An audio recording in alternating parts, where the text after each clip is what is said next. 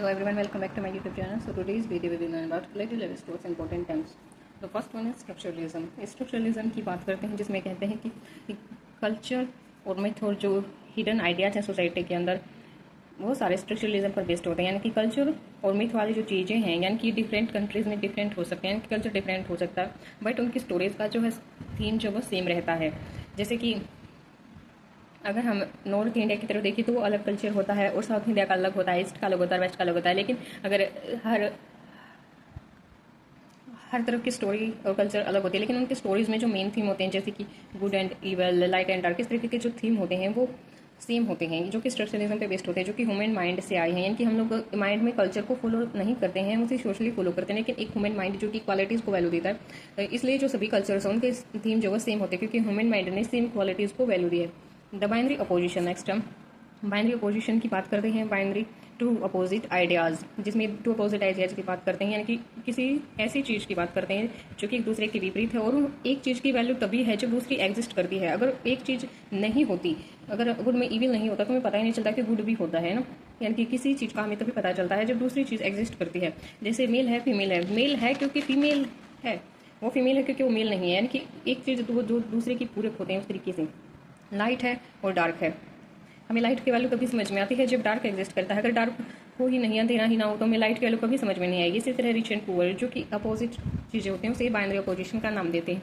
The next term is bricolage, very important term which is asked in UGC NET that use available things to create something new. यानी कि ऐसी चीज़ें जो हमारे आसपास available है उनका यूज करके कुछ नया बनाना, जो कि ब्रिकलेज होता है। जैसे कि ओल्ड थिंग और आइडियाज से क्रिएटिव चीज़ बनाता है ब्रिकलेज।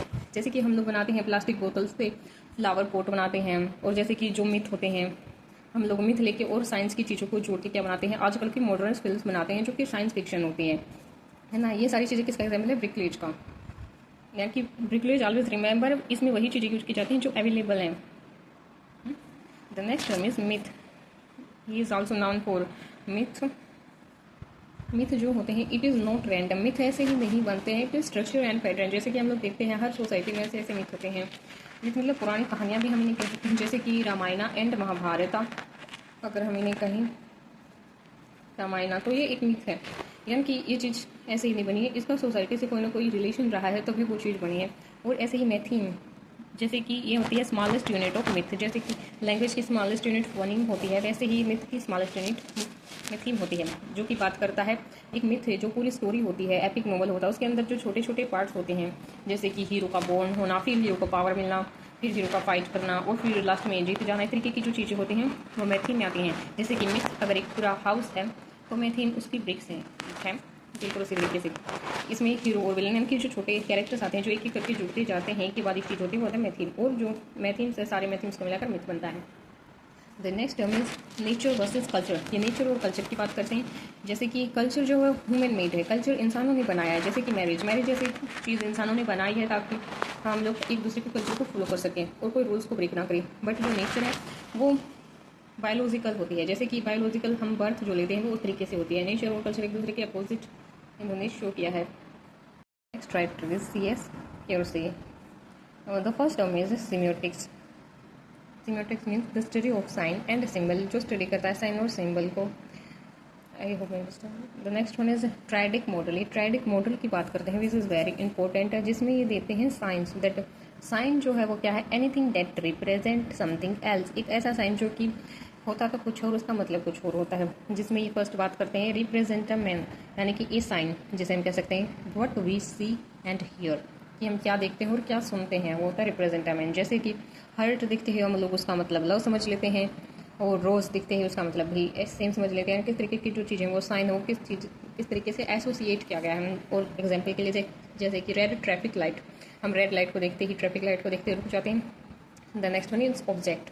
ऑब्जेक्ट मीन्स एक्चुअल थिंग, जो कि एक्चुअल है। हम लोग क्या करते हैं उस चीज़ को देखने के बाद स्टॉपिंग एक्शंस, है ना। रेड लाइट देखते ही हम लोग अपनी व्हीकल्स को स्टॉप करते हैं, that this is actual thing that we do. The next one is interpretant, meaning in mind, वो मतलब जो दिमाग में होता है।